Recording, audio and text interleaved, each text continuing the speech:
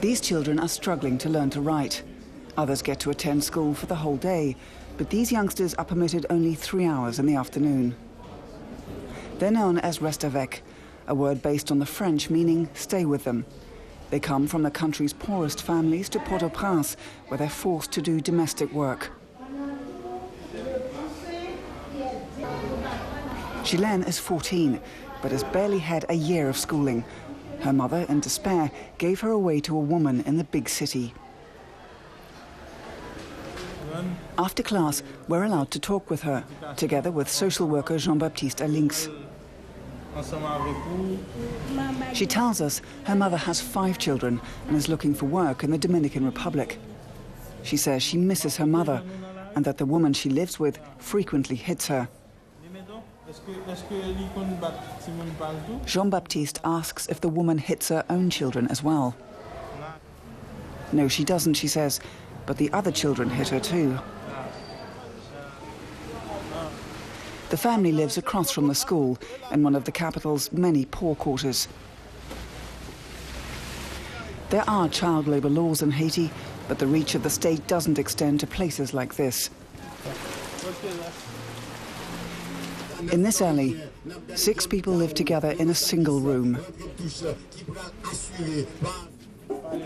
With so little space for her own family, the woman nevertheless decided to take Ghislaine into her home.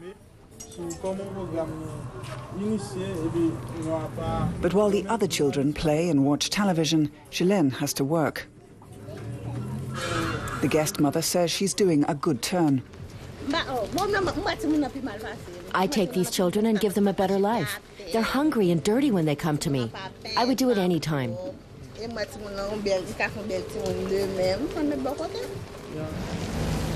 The Salvation Army and the children's charity Kindernothilfe provide free education. But many families don't let the restavek children go to school. They want these children to be zombies. They give the orders and you obey, no questions asked.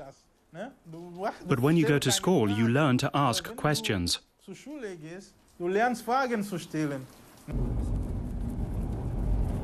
Jean-Baptiste is on his way to another family. A teacher at the school told him there's a girl in the neighborhood who's never been to school. He wants to persuade the guest mother to send her. He's barely up the stairs when 11-year-old Ghislaine follows him in. She's carrying a bucket of water weighing almost 20 kilos.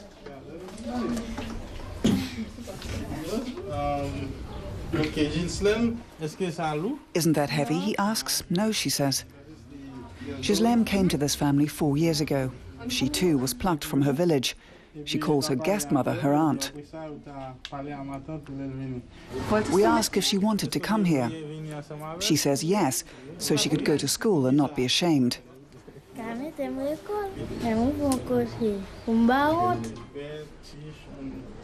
But the family didn't keep its promise. All of the woman's own children go to school. Since the mother is selling fried bananas at the market, Jean-Baptiste talks to her son. The school doesn't cost anything, he says, just 3 hours of time.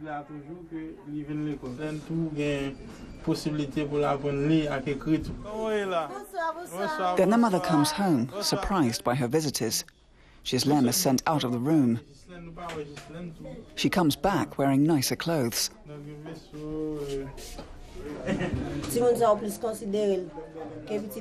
She's here to live with us and to help me.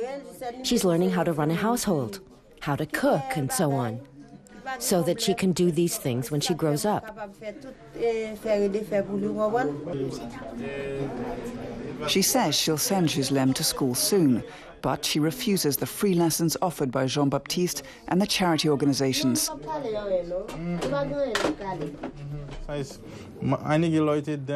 People think she's treating Ghislaine badly by hitting her, but she says she's just doing it for her own good.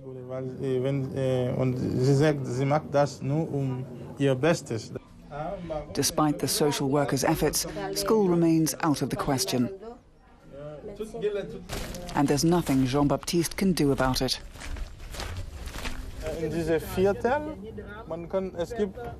In this quarter, there are thousands of children hidden away in households like this. The UN estimates that there are more than 200,000 restavek children in Haiti.